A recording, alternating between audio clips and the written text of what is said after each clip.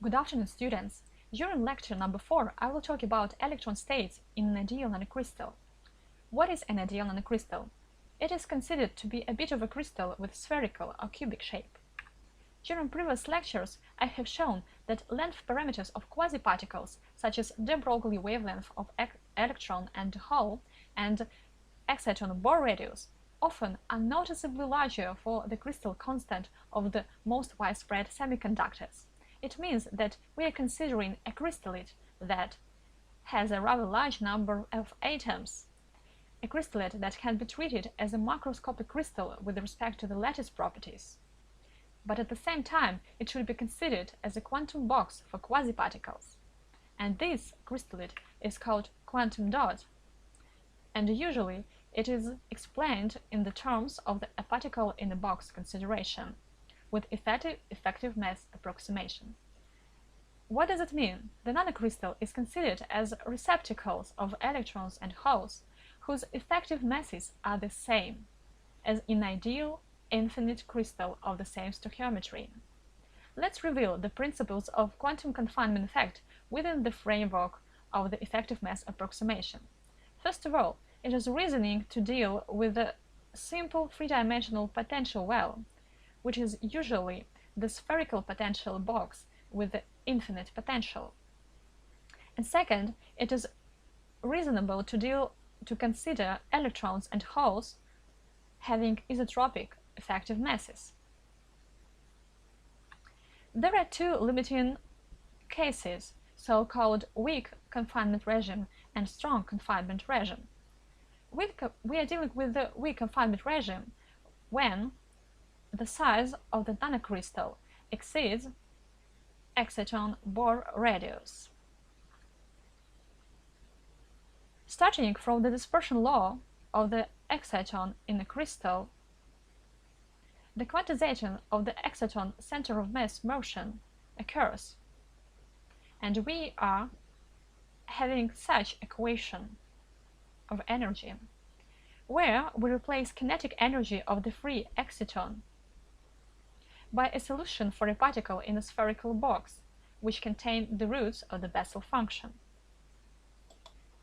Exciton in quantum dot is characterized by quantum number n, which describes internal exciton states arising from the Coulomb-electron-hole interaction, and quantum numbers m and l, which describe the states connected with the center of mass motion in the presence of the external potential barrier.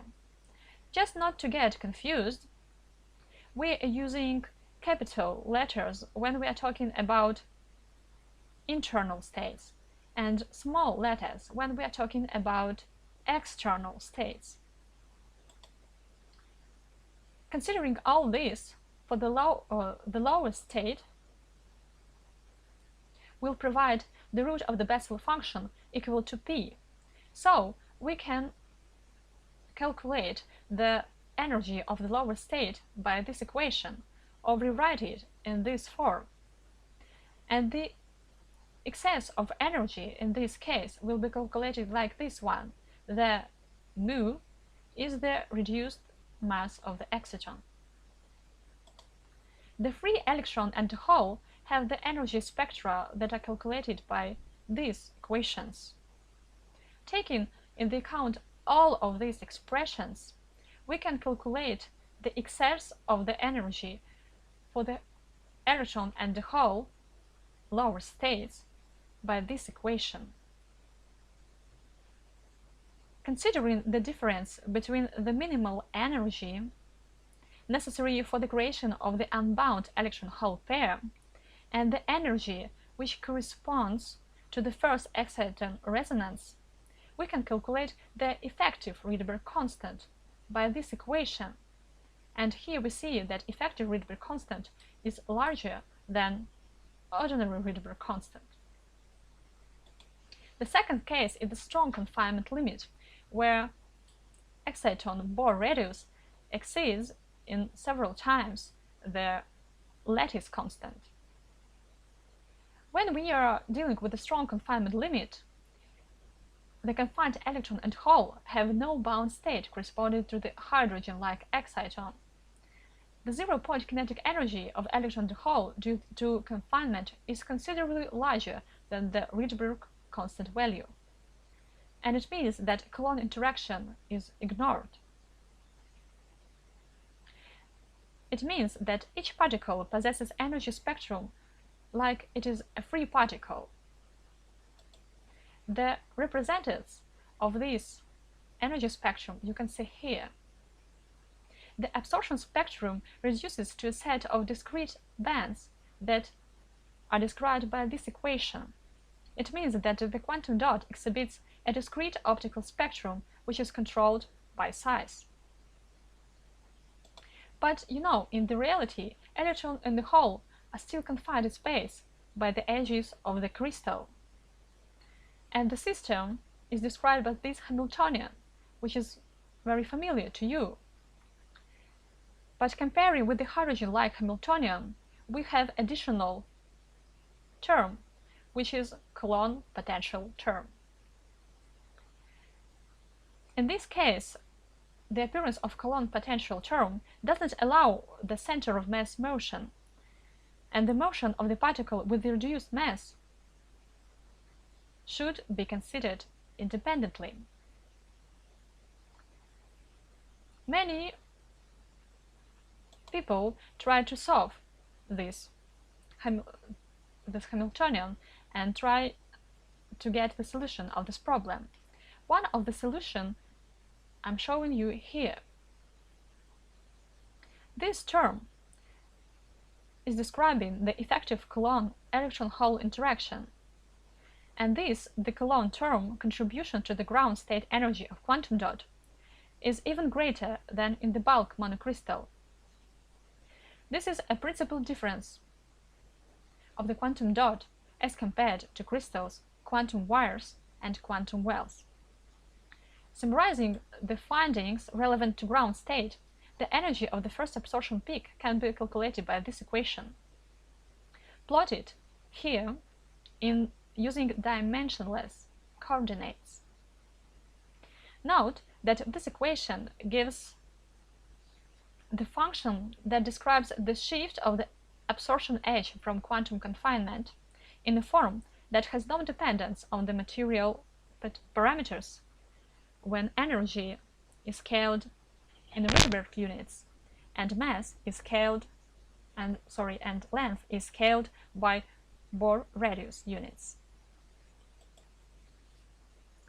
The evolution of the absorption spectra on the way from crystal to cluster is presented here. With decreasing size of the hydrogen-like sequence inherent in bulk crystals reduces to the number of lines corresponding to the relative electron-hole motion in the quantum box. Note that there is different scales here. In the last case, the scale is 10 times larger than in 3 previous ones. What else?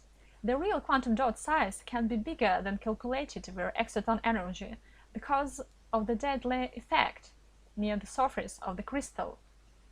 The dead layer is the layer where the exciton doesn't have excess. Electron and the hole inside the crystal interacts with each other, but also with the induced image charges outside of the crystal through the dielectric media.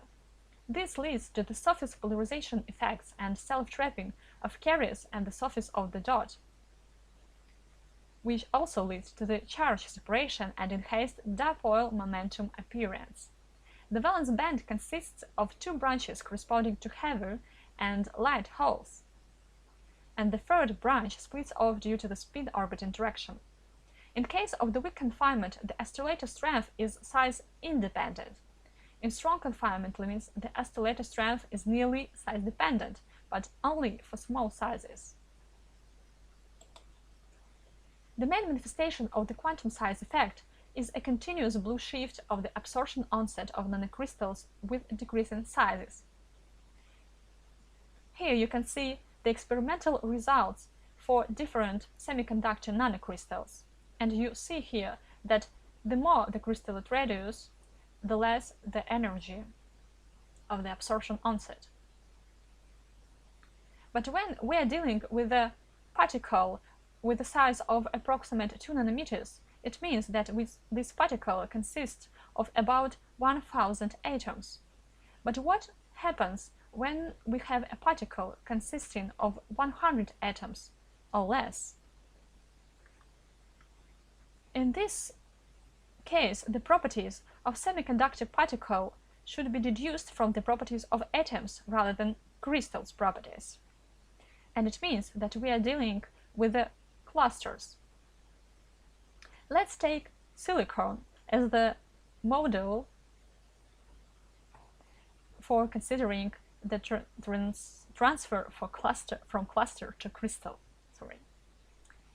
The sp3 hybridized silicon atoms assembled in a cluster can be described using the basic orbitals, bonding orbitals and antibonding orbitals.